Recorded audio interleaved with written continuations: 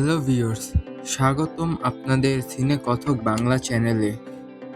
আজ আমি 2024 সালে নেটফ্লিক্সে মুক্তিপ্রাপ্ত সিনেমা মহারাজা নিয়ে আলোচনা করব। তো ভিডিওটি ভালো লাগলে চ্যানেলটি সাবস্ক্রাইব করে নিতে ভুলবেন না। চলুন সিনেমার গল্প শোনাই। মুভির শুরুতে আমরা দেখি মহারাজা নামের একজন ব্যক্তি, যিনি একটি সেলুনে নাপিতের কাজ করেন। কাজ শেষ করে তিনি একটি খেলনার দোকানে যান নিজের কন্যার জন্য খেলনা কিনতে।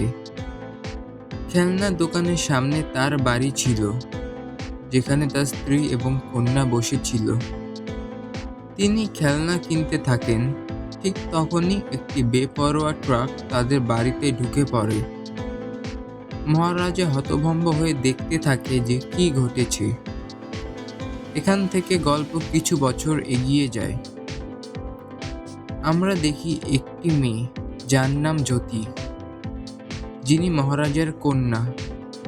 জ্যোতি পড়াশোনায় তেমন ভালো ছিল না, কিন্তু খেলাধুলায় খুব ভালো ছিল। তার বাড়িতে 3 জন সদস্য ছিল: মহারাজা, জ্যোতি এবং লক্ষ্মী।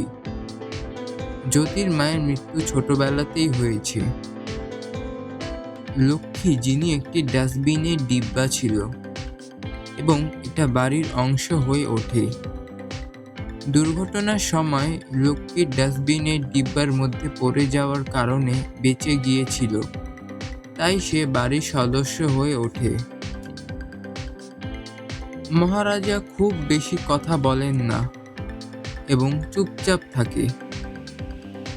একদিন স্কুলের প্রধান জ্যোতিকে স্কুল থেকে বের করে দেয়, কারণ সে অনুষ্ঠানের জন্য দেওয়া পানীয়তে মদ মিশিয়ে দিয়েছিল।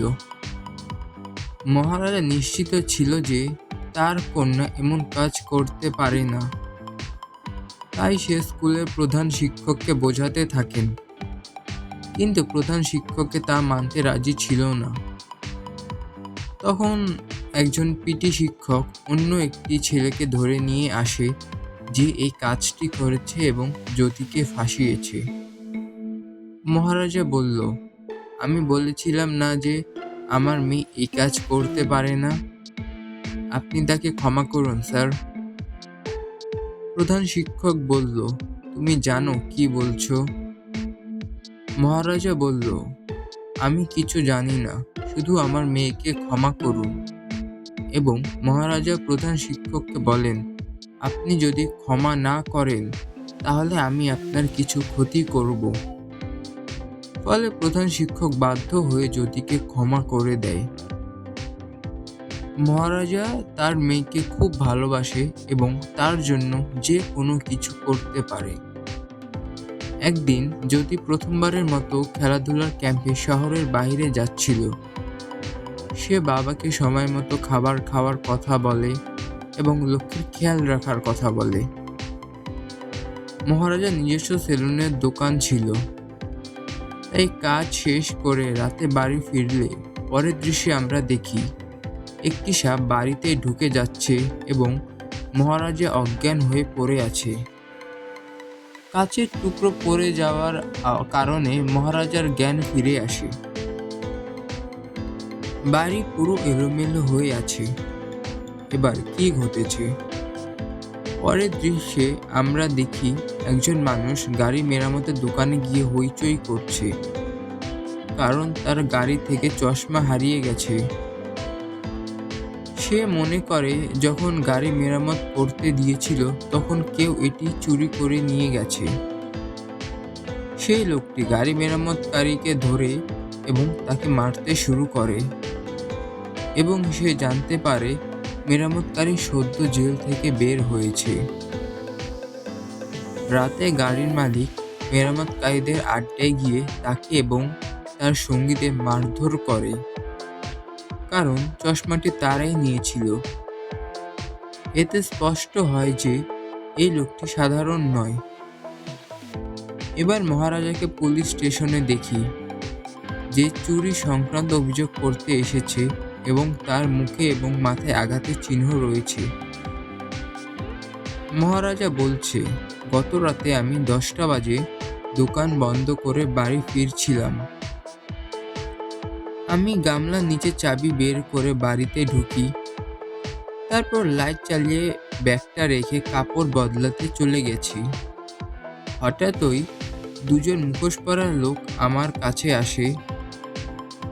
একজন আমার মুখ বন্ধ করে দেয়, আমি তার হাতে কামড়ে ধরি। তারপর হঠাৎ তৃতীয় ব্যক্তি এসে আমার মাথায় লাঠি দিয়ে আঘাত করে। তারা আমাকে মারধর করে, অজ্ঞান করে ফেলে এবং লক্ষ্মীকে তুলে নিয়ে যায়। পুলিশ অফিসার প্রশ্ন করেন, কত গহনা ছিল? মহারাজা বলল, গহনা ছিল না, টাকাও ছিল না, আমার স্ত্রীও নেই। পুলিশ বলে, তাহলে কি কোনো গুরুত্বপূর্ণ কাগজপত্র ছিল? মহারাজা বলল, কোনো গুরুত্বপূর্ণ কাগজও ছিল না। অফিসার বলল, তুমি বলছো যে চোররা ময়লার ডিব্বাটি চুরি করতে এসেছিল, তোমাকে মারধর করে ডিব্বাটি চুরি করে নিয়ে গেছে। তুমি কি পাগল? মহারাজা অফিসারকে বলল, চোরদের ধরতে পারলে আমি আপনাদের 5 লাখ টাকা দিব। কিন্তু পুলিশ মনে করে ময়লার ডিব্বার জন্য এত টাকা সে কেন দিবে? মহারাজা পুলিশকে চাপ দিতে থাকে, আপনি লক্ষ্মীকে খুঁজে বের করুন, তা না হলে আমি সিনিয়র অফিসারদের সঙ্গে কথা বলবো। অফিসাররা তাকে ধাক্কা দিয়ে বের করে দেয়, অস্ত্র দেখিয়ে বলে, আবার আসলে গুলি করব। কিন্তু মহারাজা আবারও আসে এবং বলে, আমি 5 লাখ টাকা দেব, শুধু লক্ষ্মীকে খুঁজে দিন। অফিসাররা মহারাজার কথা শুনে তদন্তে নামে এবং মহারাজার বাড়িতে যায়। তারা জানায় যে চোরেরা পিছনের দরজা ভেঙে ঢুকেছিল এবং মহারাজার চেক বই থেকে জানতে পারে তার অ্যাকাউন্টে 1 লাখ টাকা রয়েছে। পুলিশ মনে করে মহারাজা কিছু লুকাচ্ছে। মহারাজা তাদের বলে, আমি 5 লাখ নয় 7 লাখ দেব, শুধু আমার মেয়ে ফিরে আসার আগে লক্ষ্মীকে খুঁজে বের করুন। তারপর আমরা দেখতে পাই 2 চোর, সেলভাম ও সাবরি, যারা ঘর বাড়িতে লুটপাট করে এবং মহিলাদের উপর অত্যাচার করে। সেলভাম তার পরিবারকে খুব ভালোবাসে, বিশেষ করে তার স্ত্রী এবং মেয়েকে। লক্ষ্মী সেলভামের বাড়িতে বন্দি থাকে। মহারাজা পুলিশ স্টেশনে বসে থাকে, অপেক্ষা করে কখন লক্ষ্মীর খবর পাবে। পুলিশ মহারাজার সরলতার সুযোগ নিয়ে তাকে সব কাজ করতে বাধ্য করে। মহারাজা দোকানে থাকাকালীন সেলভাম ও সাবরি তার পরিবারের জন্মদিনের জন্য উপহার কেনার জন্য দোকানে যায়। সেলভাম তার স্ত্রীকে ফোন করে বলে যে তার মেয়ের জন্য সে একটি দামি গহনা কিনে নিয়ে আসবে। সেলভাম গহনা কিনে সেলুনে যায় শেভ করতে এবং সেটা হলো মহারাজা সেলুন। মহারাজা সেলভামের দাড়ি কেটে দেয়। এমন সময় সেলভাম এর ফোন আসে বাড়ি থেকে, কিন্তু ফোনের ব্যাটারি শেষ হয়ে গেলে সেলভাম একটি নতুন ব্যাটারি নিয়ে চলে যায়। সেলভামের স্ত্রী তাকে ফোন করে বলে যে সে যেন ভালো করে সাজগোজ করে বাড়িতে আসে। সেলভাম বুঝতে পারে যে তার গহনা দোকানে ভুলে গেছে। একদিন সেলভাম মহারাজার দোকানে গিয়ে গহনা ফেরত নিয়ে যায়। পুলিশ এসে চোরদের ব্যাপারে জানতে চাইলে সেলভাম মহারাজার পাশের দোকানেই গহনা পেয়েছে এবং তাকে প্রমাণ হিসেবে দেখায়। এরপর মহারাজা পুলিশকে বলে যে এই দোকানে সেলভাম একেবারে নোংরা কাজ করেছে।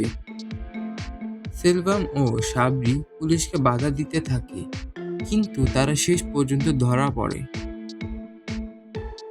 মহারাজা সেলভামকে খুঁজে বের করে এবং তাকে বাঁচানোর জন্য গহনা ফেরত দেওয়ার প্রস্তাব করে।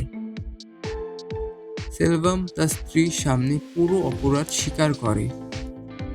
মহারাজা তার পরিবার ও মেয়েকে উদ্ধার করে।